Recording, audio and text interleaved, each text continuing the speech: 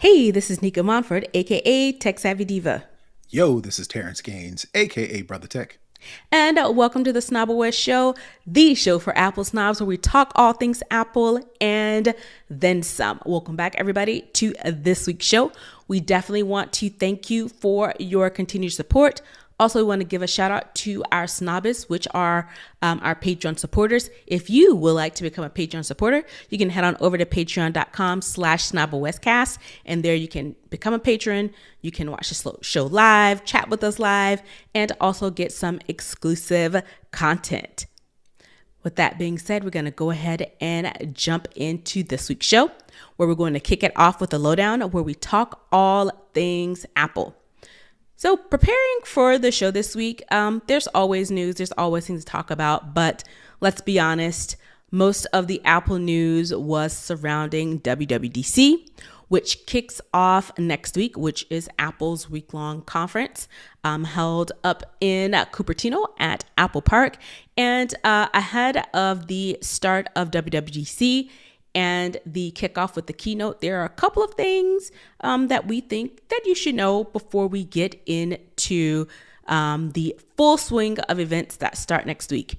First off, like I said, it's a week-long event. Starts on Monday, June 10th, up in Cupertino at Apple Park.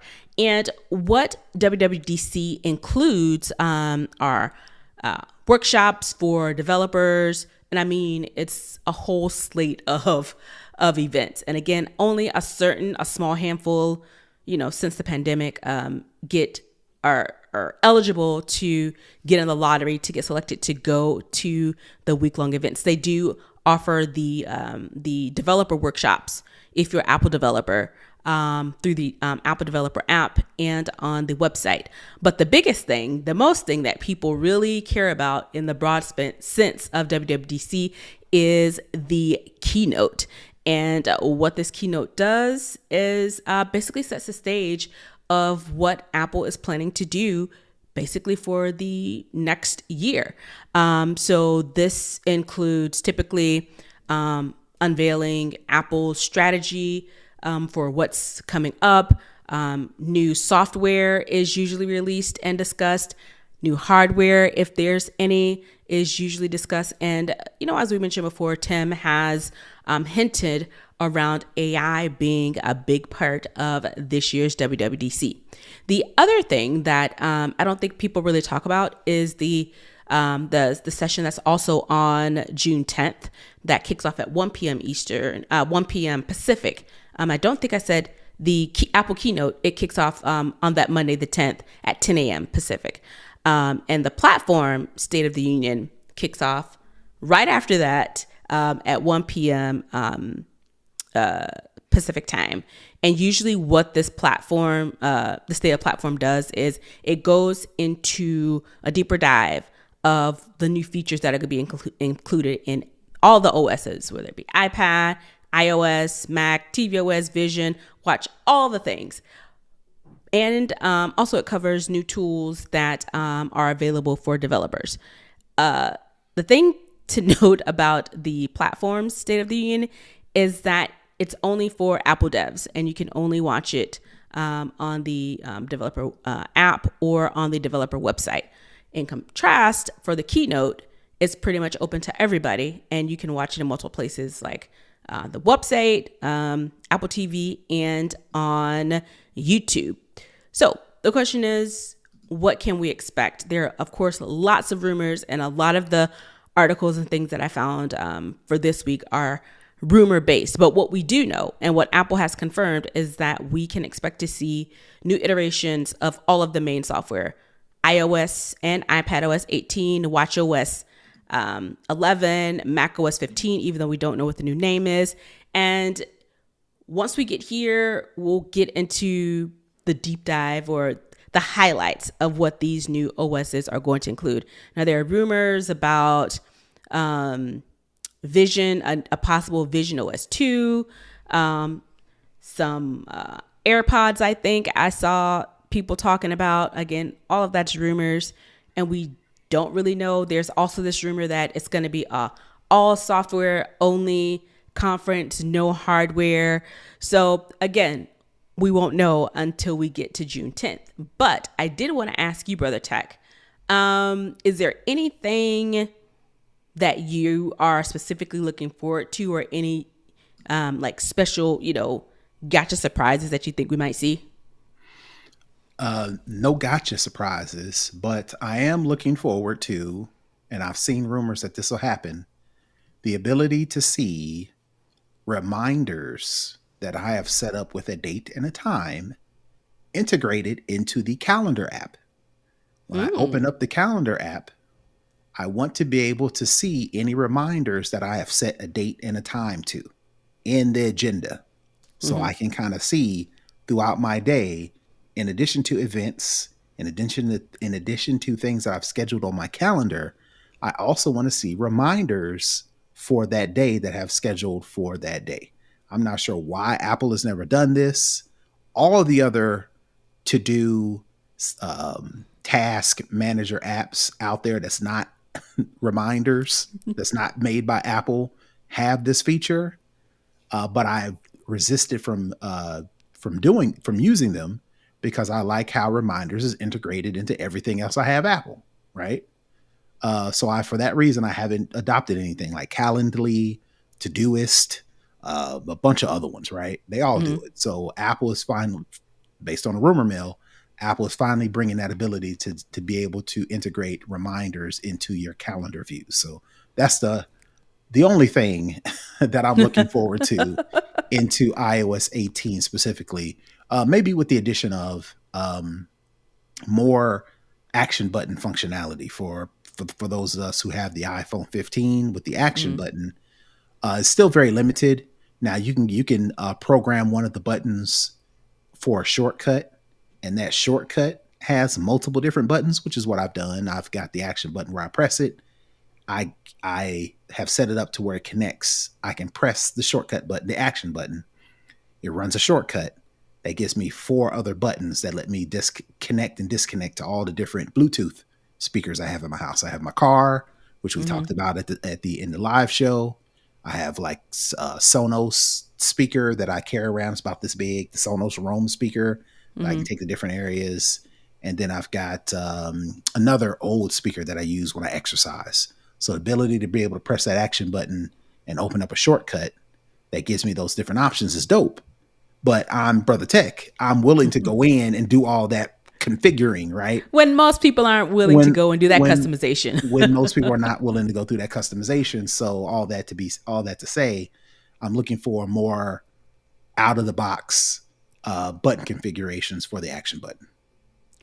I'm looking forward to, I think we've seen it kind of previewed already, but I'm looking forward to see it fully formed, bringing in basically kind of like the eye movement function from Vision Pro to macOS.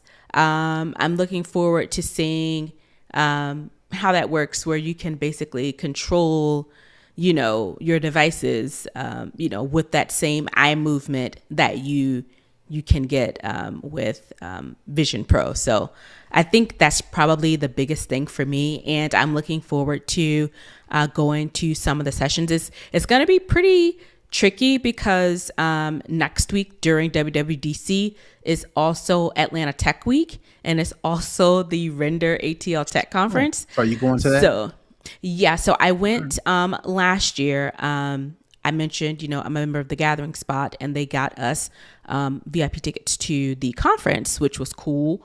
And I had a good time, met some great people. And I am in the market for a new job. So it's going to be cool to go down for that. And they always have like really dope events, outside of, even if you don't go to the conference itself, it's a lot of big sponsors. They have a lot of stuff, at Ponce City Market, at a couple of hotels. The event itself is held at the Apparel Mart. So that's on the Render side. And then at ATL Tech Week, a bunch of different other organizations that are members of, like Black in Tech, ATL Black, which is a part of the Goody Nation.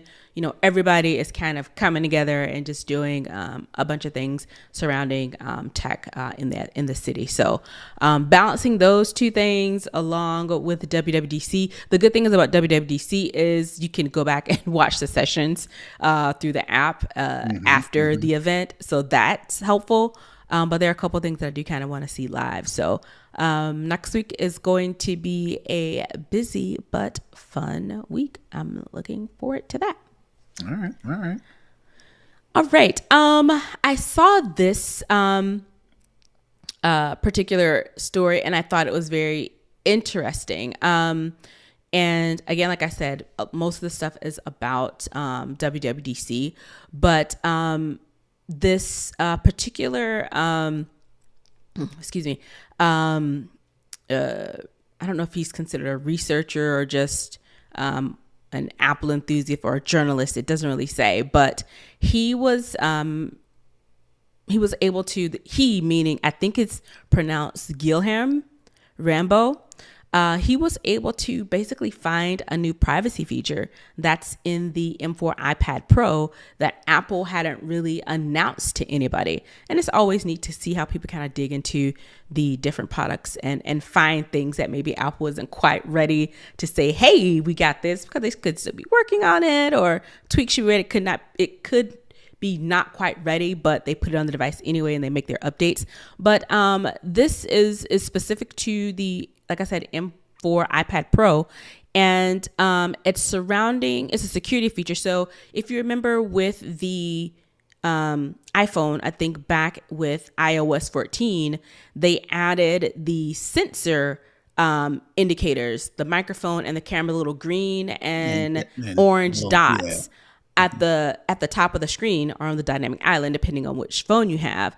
And those sensors basically tell the user that your microphone is on and that your camera is on and that they're transmitting. And basically just a way to say, hey, you may want to be careful with what you say, what you do, because someone has activated your camera, activated your microphone. Some app on your phone is using this. Yeah, it has triggered this, is using this. And it's a way to just provide people with another level of protection, help you from bad actors trying to jump in and see some things, get on some things.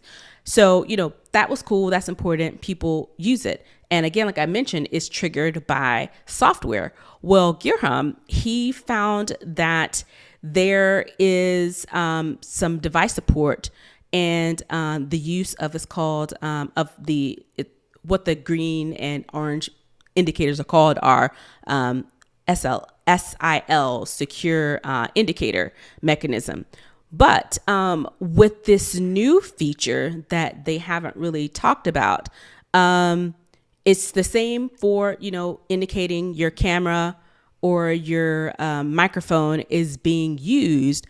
But the difference is with this feature is it's not a trigger from software, meaning if you open up Instagram or if you open Chrome or something like that, this trigger is based on the hardware itself and not the software. So it gives you another level of security that it's not dependent on a specific piece of software that's activating this. It's something in the hardware mechanism that says, you're on. And this basically is being made possible by something called Secure Enclave. And again, like I said, it allows the new secure indicator light to let the system know, hey, something's on, and it's not software based, it's hardware based. And the reason why that is important is because people who can hack into your iPhone, into your iPad, into your Mac can use software to trigger or disable rather that light to where you can't see the indicator on, the little dots on, so you don't know that your microphone or camera is transmitting. Not the reason why, but now that Apple, this M4 iPad Pro is hardware, much harder to hack. So somebody trying to hack into your iPad to turn on your microphone, turn on your camera, they've got to hack the hardware, which is a whole lot harder than hacking the software. Yeah, and I'm glad that he kind of brought this to light. Again, I'm sure Apple would have announced it anyway, but again, we don't know why they didn't. As I mentioned before, could be a myriad of things. But I hope right now it's only on the M4 iPad Pro. I'm hoping that this translates to the other devices that have cameras and microphones, meaning MacBooks, phones, even like your watch has it doesn't have a camera, but it's a microphone. So I'm hoping that this this new secure indicator light with this secure enclave, I'm hoping that it, once it's fully formed, fully fleshed out, and fully ready, that it goes over to some of the other products as well. Because again, hackers are slick, man. They are crafty individuals. And, you know, if you block them at one turn, they're going to find a way to kind of backdoor it to get into another. And this just makes it even harder. And at this point, that's all you can do when it comes to bad actors trying to hack devices and software, because they're going to find a way. The goal is to slow them down and, you know, circumvent and prevent them from being able to gain access. And the harder you make it, the harder they have to work to try and go around it. So I thought this was pretty cool. I don't know if Apple feels the kind of a way that their maybe thunder was stolen with this guy announcing this, but I mean, make me more secure. Yeah. I appreciate that. The last story for the lowdown.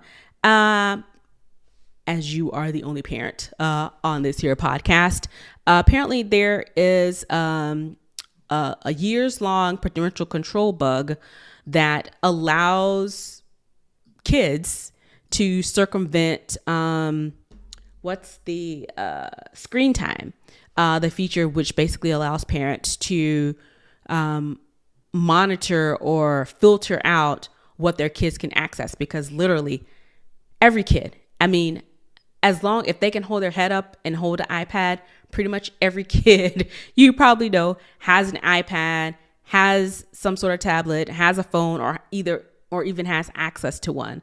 And basically what this bug does, it allows the kids to circumvent, like I said, the filters that are put in place. And they do this based on this article, the bug goes like this. It says kids can circumvent content restrictions by entering a specific string of characters into the Safari browser. Now, the bug itself is bad enough, but what I found even more interesting was that there were a couple of researchers that actually reported this bug to Apple several times. And Apple came back and said, it's not really a bug. It's fine. And then eventually, over what the article says, 3 years, they finally, came back and gave a definitive answer and said, this isn't a security problem. They told them to go to the feedback tool to basically log it. And now these individuals who reported this, so they did finally get a response back from Apple saying that a fix is coming in the next iOS software update. Were you aware of this bug? No, I wasn't. Luckily, unbeknownst to me, I don't think my kids are that hard up to circumvent any sort of parental controls that I have on the phone, which I do. I have some parental controls specifically for my you got kids. Right, especially for my younger son, and for my two girls. I have the basic level, but thankfully, they're not, to my knowledge, trying to, figure out all the ways to circumvent all the stuff, because, we talk about what you can and can't do and why it's important and things of that nature. And, again, to my knowledge, they haven't been trying to circumvent any of that. So I haven't had this particular issue. It seems like if parents are that concerned, there are third-party MDM apps, which is what my specialty is. What I do when I'm not on the podcast is mobile device management, to where you can drill down even more and specifically get super, not to be redundant, but specific on what you can and can't do. So it seems like Apple has a history of saying, it'd be all right. It's fine. It's fine. Not necessarily just with parental stuff, but if you look through Apple's history, anybody time somebody brings a bug to them or anytime the internet is buzzing around this particular thing, Apple's not so quick to be like, hey, we hear your concerns. We want to let you know this is important to us. We are working right now to address the issues. We'll let you know when an update or fix is pending. That hasn't been Apple's track record. They're kind of like, famously, you're holding it wrong. You're doing it wrong. Yeah. Don't worry about it. Don't worry about it. It'll be all right. It's fine. And then all of a sudden, just like this story, we've got a fix for that, which kind of acknowledges that it was an issue. It was a problem that they needed to fix. Right. So for right. Apple to not announce it, I don't know if it's the whole nobody apologizes thing. I don't know if, Apple is like, I don't know, there probably is something to the fact that people, since Apple is so popular,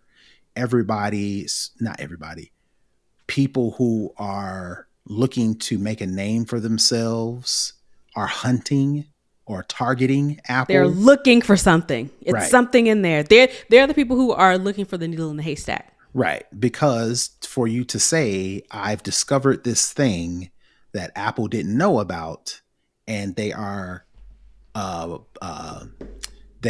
pretending like it doesn't exist, for then Apple to turn around and then fix it, adds that cachet to the fact that there's some of that. But more importantly, Apple does have a track record of like, don't worry about it. And then all of a sudden it's fine. That's the way it's supposed to work. Which again, in and of itself is not necessarily alarming. But when you take that to parental controls and kids trying to circumvent that in order to see things that may not be suitable for them, especially with all the stuff on the internet nowadays, parents, be careful. Be careful when you look at the replies on Twitter, because God knows what you might see. Yeah, Apple, I would assume I would have liked Apple to be a little bit more proactive with this one. Yeah.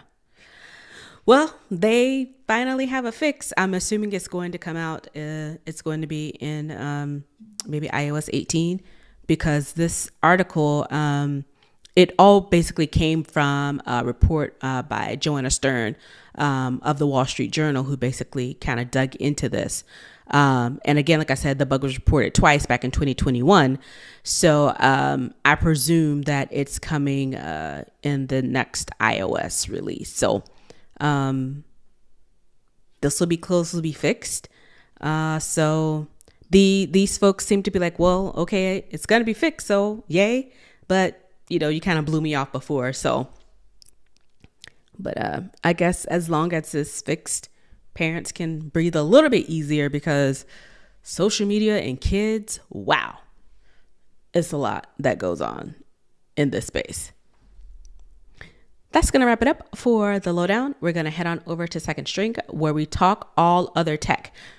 Finally, a lawsuit I can get behind. We always talk about how Americans are so sue happy. Everybody wants to sue. I stumped my toe, I want to sue. You looked at me wrong, I want to sue. But the U.S. Department of Justice has filed an antitrust suit against Ticketmaster and its parent company, Live Nation, for basically abusing their power. Because honestly, if you want to buy a ticket to anything, you pretty much have to go through Ticketmaster, Live Nation. Even going to smaller venues, you can't just go to the venue website anymore. You can't just go to the ticket, box office. You can buy third party if you go like to StubHub or GeekSeat or something like that. But the source of all of this, it starts with Ticketmaster. Everything flows through Ticketmaster. You go to Live Nation to buy something, it takes you to Ticketmaster. You go to a sporting event website, you go to the Hawks website to buy tickets, it takes you to Ticketmaster. Everything leads to Ticketmaster. Well, the DOJ has finally said enough, and we are going to bring up some litigation around this. So this was filed on Thursday in the Southern District of New York.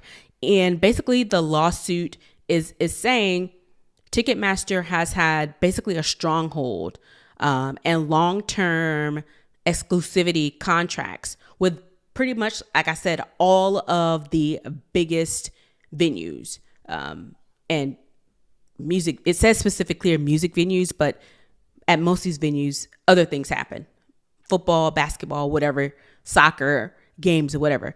And so it's basically making Ticketmaster, like we said, the only place you can go to buy tickets for these events.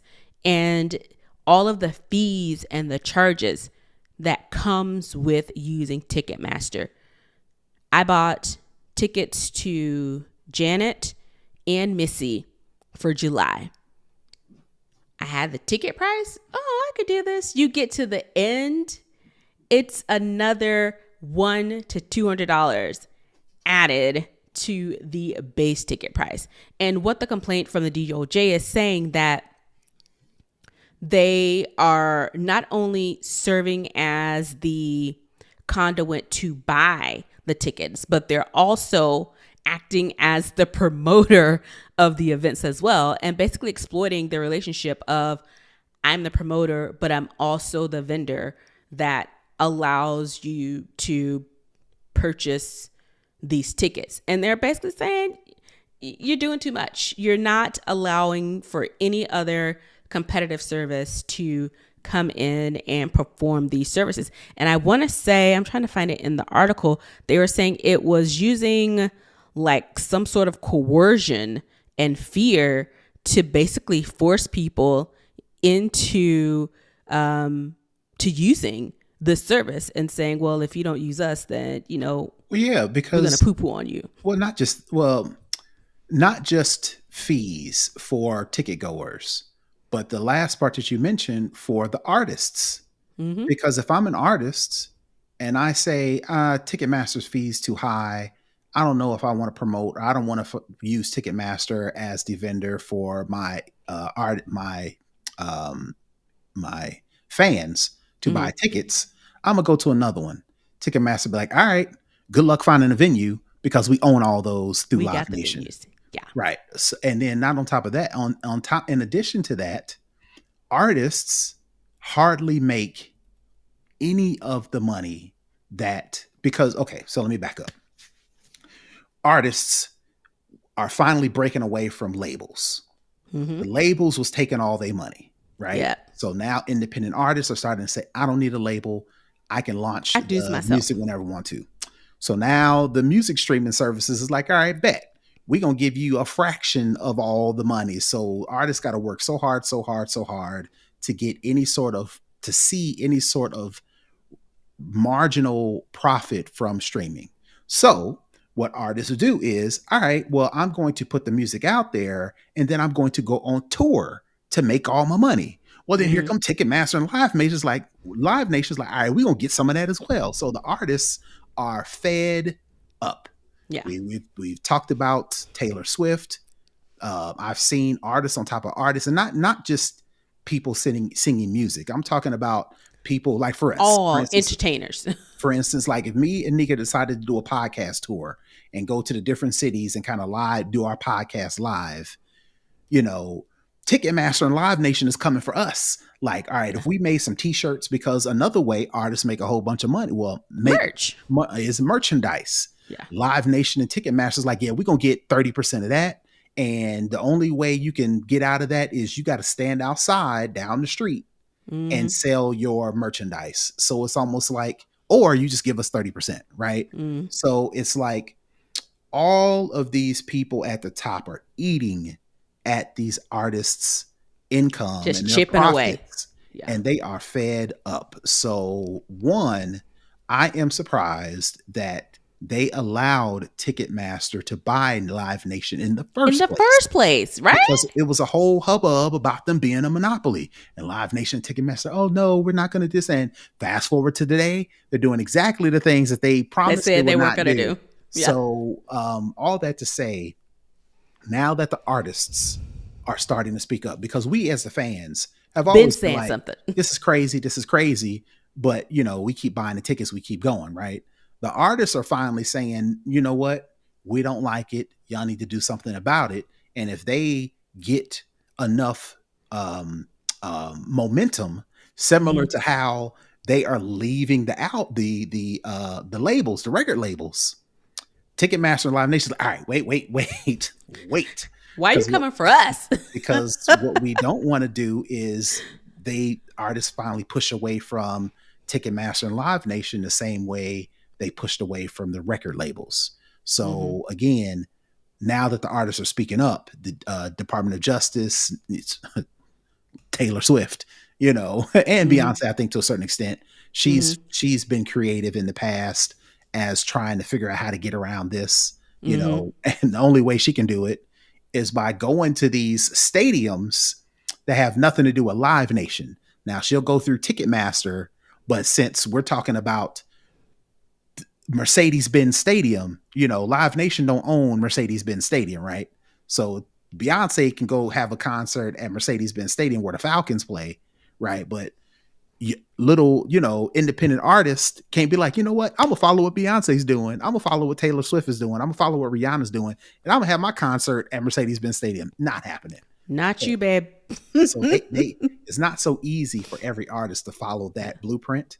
Yeah. So, but it's nice. It's top down that the artists at the top are speaking out on behalf of and in favor of these smaller independent artists. So much so that DOJ is starting to take notice and is finally saying, yo, this is a legitimate monopoly. Literally, according to all of the speculations that highlight and list Merriam-Webster's dictionary version of monopoly is Ticketmaster and Live Nation. It's like there is no second place at all. There's nowhere else to go. Literally nowhere else to go. And you could go to. There are some other options out there, but it's like there's the venues are crappy because Live Nation owns all of them. There's no protection. So if like an artist decides to go one of these smaller outfits and people bum rush as far as fans trying to buy the tickets, the organization and it ain't website there. Crash, everything it ain't there because nobody's coming to them, so they don't have the ability to scale up. So finally, the DOJ is like literally just bringing the hammer, and I don't see a reason if this fails and Live Nation and Ticketmaster are allowed to go on as they are. It is a sad day. We are screwed even more than we already are. Not necessarily screwed because it's entertainment. At the end of it, it's disposable income. It's not a necessity. But at the same time, it'll just be sad that capitalism has taken over this much to where it's like it's hopeless that we could that competition, because we always say competition is good for the consumer. Yeah. But not in this case. Not in this case at all. if it's on, and it's just sad. And I'm hoping that the DOJ does the right thing and break them up. Now, again, after that, there'll still be Live Nation that owns all the venues, and there'll still be Ticketmaster that is the vendor. So, but there won't be that handshake. But I'm pretty sure there'll still be, it'll take some a while. backdoor it's one of those things where it's so big to break this up, to cut this symbiotic relationship. It's so complex and convoluted to excise these pieces. And again, capitalism, they'll find a way, even if they're forced, even if the DOJ is successful and breaks this up, and technically they'll be separate. Right. They already have these relationships. They'll find a backdoor, unfortunately, but it's one of those things. But I was going to say that's a good, if you are a enterprising person, and you're reading the tea leaves and you're paying attention to what's going on, that may be an area for you to jump into. Now, it ain't gonna be easy, it ain't gonna be cheap, but instead of developing the next app, instead of trying to develop the next Uber or develop the next AI or the next Lord Jesus, God, yeah, I'm so sick of it. And that's my domain, and I'm sick of it. If you want to figure out something else, pay attention to this. Pay attention to how you can get in on this one. Yeah, absolutely. I really hope that the DOJ wins and we actually get some significant change when it comes to the way we buy our entertainment tickets. Time will tell. Hopefully, it'll be on our side. Next up is For the Culture, where we talk about things that we care about in our society, in our culture, whether it be tech, whether it be race, whether it be entertainment. We cover it all based on what it is we want to talk about. So last week we had a very lovely, nostalgic For the Culture, where we talked about the young kid from the Run Clock Academy doing the dance for them being excited to get tickets to Black Panther, and he graduated from high school. So that was great. We laughed, we reminisced. It was a great time. Well, we have another graduation story, but unfortunately it is not a feel-good type of graduation story. So in the I think this is Wisconsin. Yes. In the state of Wisconsin, at the Baraboo High School graduation, in the middle of the graduation, the graduates are being called up, Cindy Smith. Let me come up. You shake the principal's hand, you shake your sister's principal's hand, and then you shake the superintendent's hand, and you get your picture, you move your tassel, and you go on and celebrate. Well, in this specific case, a young lady name was called. She got her diploma. She was shaking hands. Then all of a sudden you see a white polo kind of fly across the feed and pushes the superintendent out of the way. The superintendent is Dr. Rainey Briggs. And what appears to happen is this father, who was a white man, of course his daughter is a white young lady, didn't want this Black superintendent, Dr. Rainey Briggs, to shake his daughter's hand. So in the middle of the ceremony, he bum rushes the stage, goes through all these other people, and basically assaults this superintendent so that he wouldn't be allowed to shake his daughter's hand. You could hear some of in the background. He's like, "Get your hands off me, bro." He's like, "That's my daughter." And then all of a sudden, everybody starts to swarm. The school resource officers, other people on the stage, and they eventually get this man off the stage, and they try to settle the students so that they can continue with the ceremony. Well, as you can imagine, this has blown up on Twitter. And I think it's also important to remind everyone that this Baraboo High School is the same high school where it was maybe 50 some odd male students who did the Nazi salute on the steps. And everybody was like, "Oh no, it's not that big of a deal. They were just goofing off.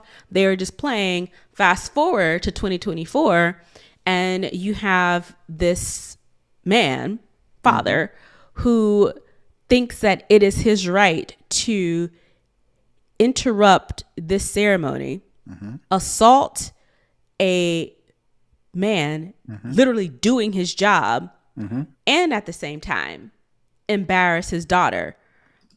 You can see that poor child, she just standing there. She didn't know what to do. She kept looking at her dad. She was looking at the audience. She didn't know whether she should keep walking or what she should do. I think she finally got off the stage and there was like a teacher consoling her at the bottom.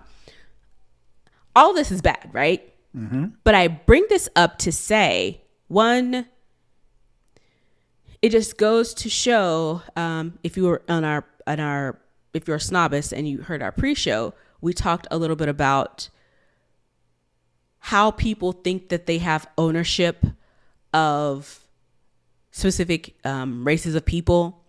If they aren't centered in a specific scenario, they think that they can just, for someone to think that it's okay for them to get up out of their seat, because let's be clear, at any graduation is rows and rows of students in the front. And then the parents are either behind the students or on the sides, because they're usually in gymnasiums. To get up from his seat, walk past all of the students, that are waiting, that are seated, walk past all the students who are coming across the stage and down them to get up on the stage, put his hands on someone, physically push them out of the way, and basically say, "You're not touching her because that's my daughter." To think that that's okay. To think that that's okay. So he thinks it's okay. And essentially he got away with it because, I mean, the internet knows who this dude is because I've seen his name being floated around. But the news was reluctant to out his name. So he's not necessarily because they were protecting the daughter. Right. In addition to that, he only got charged with disorderly conduct, which that's what I find strange because we are at a heightened sense of alert as it relates to high school shootings and the ability for people to come on campus, to come into the school and do nefarious things. You would think that it would be no holds barred, no three strikes you're out, zero tolerance. If somebody, a grown man, disturbs a event, a high school with children. I don't care if it's at a high school or not. We can't tell where this is. I'm assuming, like you mentioned at the top, this is a high school gymnasium. For the fact that this father, to be able to walk up during this graduation ceremony, and nobody stopped him along the way, and none of the teacher, the president, the whomever tried to help or anything. He was able to get up that far and push that guy away from the stage just for the point that I don't want you specifically, or in general, black man, shaking my daughter's hand. The fact that he was able to get up that close, number one, in our heightened awareness as it relates to high school shootings and incidents happening at and schools in general, not just and just violence in general. Yeah, just violence in general. You would think they would have a heightened sense, extra security, extra whatever, or at least somebody to see that dude coming and be like, how did they not see him coming? That's my thing. And cut him off before he's able to get on stage, number one. Because he has on a baseball cap and a polo. Obviously, he's not an educator because they have on like suits and stuff. So you know he doesn't belong. Right. And in addition to that, in this heightened sense of awareness as it relates to high violence on school campuses, the fact that he only got off with disorderly conduct, I would think they would have sent a message and locked that dude up for at least a week or two and hit him with some harder charges. Yeah. The fact that just for if nothing, to send a message to say that's not what you're going to do. If you have beef with the superintendent because of whatever the case may be, that's your business. Do that personally. What you're not going to do is use your personal beefs or your personal preferences to interrupt or disrupt a high school ceremony when we're already growing numb to all these different violent things at high school. So I'm just not surprised, but at the same time, it's like, all right, take out the race. The fact that kids are getting shot up at schools, y'all should throw the book at him just off of that. Yeah. And then when you do throw the race part in it, I'm sure as a black man in a leadership position in this particular part of the country, in this particular area, I saw someone who was talking about, it was like he actually expected some sort of racial issues because he's black, he's a superintendent, and most of the people there, panning around, it looked white. It looked like a very, white area. It's Wisconsin, right?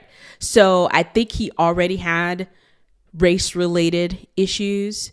I'm not gonna say he already was facing racism anyway, because of his role.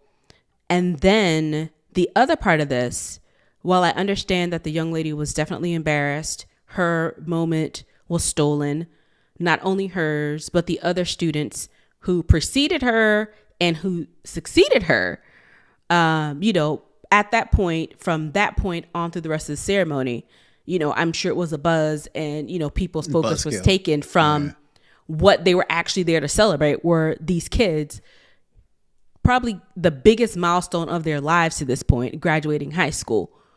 But what I also noticed is in a lot of the comments, it was talking about how bad they felt for this young girl, which I agree.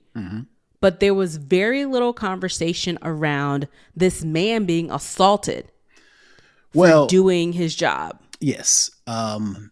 Me personally, that would have been a little bit different. I would have been the same father that went on TikTok and is like, hey, baby girl, I'm sorry you had to see me whoop your father's ass, because that's going to damage you for the rest of your life. I'm sorry. I hope you seek therapy. I hope you seek help. I hope you I'm gonna help you. If you need me to, whatever the case may be, I'm sorry you had to see me, because again, like I said, if I'm the superintendent at a high school, if I'm a black superintendent at a white high school, and on top of that, we've got the whole, weirdness around school Nazi shootings and stuff, and school violence in general.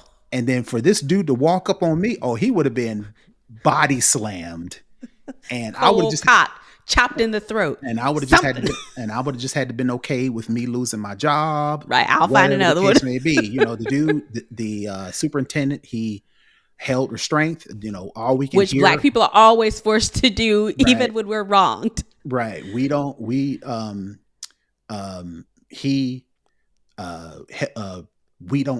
get to see what actually happens. We can only hear, and we hear him say, hey, get your hands off me, stop touching me. Get your hands off me, bro. Yeah.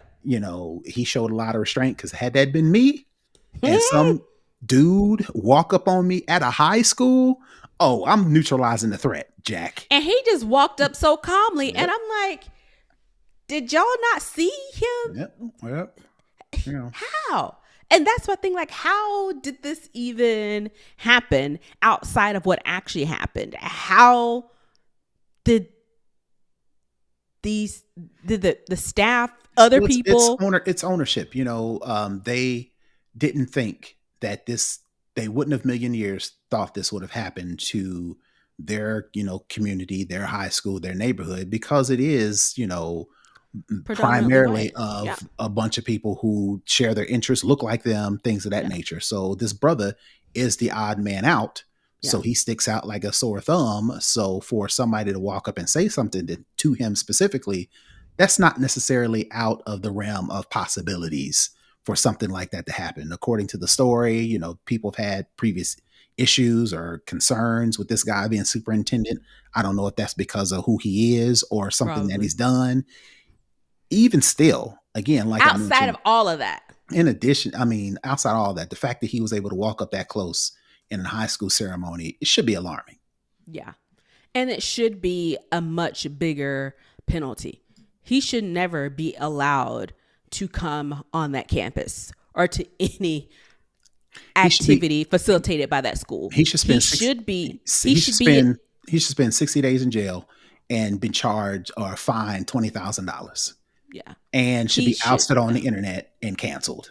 Lose your job. Yeah. Yep. And the fact that it just goes to show that even when they're wrong, even when this guy's wrong, he's still protected. He's still protected, even though he's so wrong. You can't be no wronger than what he did, but his privacy is still respected. And the superintendent, because of who he is, his name's everywhere. Mm-hmm. And so, this is going to invite more trouble for him, because let's be honest, this guy, whoever the dad is, he's not an anomaly in this town. Right. He's not the only one who thinks that way. He's not the only one who probably didn't want their child shaking this man's hand.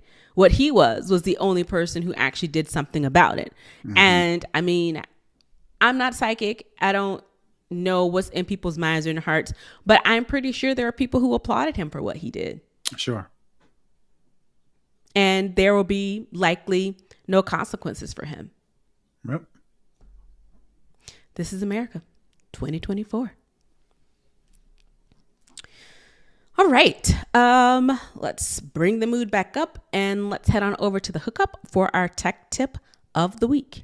All right. So this week, if you have an Apple Watch and your Apple Watch is on your wrist, of course, but your phone is not, it's in the other room, it's on the bed, or you just can't find it, and you get a phone call and you have your phone and your watch synced to where you can answer the phone on your Apple Watch, my hookup is how to answer the phone call and automatically put the phone call on hold until you find your Apple Watch, because you may or may not want to answer the phone on your Apple Watch because it's speakerphone. You may not want sensitive conversation, whatever the case may be. You want to be able to actually talk on your iPhone, but you don't want to miss the phone call.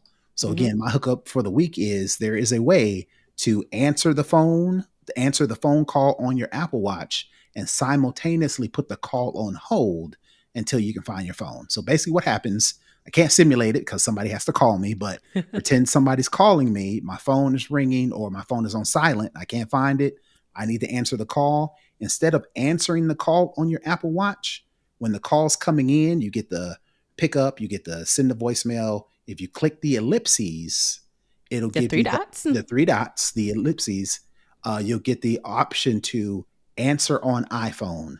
Once you click that option to answer on iPhone, it'll put the call on hold and the caller will actually hear like a repeated sound. I don't know if it's a little tone. I don't know if it's a jingle or whatever the case may be, but they will hear a repeated sound until you actually scrounge around, find your iPhone, and then on the screen you can click, answer on iPhone, then it'll pick up and you can have that conversation. So that's my quick tip of the week. If you ever need to answer your phone and you only have your Apple Watch, you can put the call on hold by using answer on iPhone option on your Apple Watch, and then you find your phone and you can pick it up. Cool. Well, folks, that is going to wrap up the show for this week. Thanks for tuning in. Brother Tech, where can the people find you? Sure, you can find me all over the internet at Brother Tech. That's BROTHATECH. And you can find me at Tech Savvy Diva all over the internets as well. Again, we definitely want to thank you for tuning into the show. If you want to connect, comment, share, or support our show, you can head on over to snobwestcast.com to get all of the details. And with that, we'll see you next week. Peace. Bye, everybody.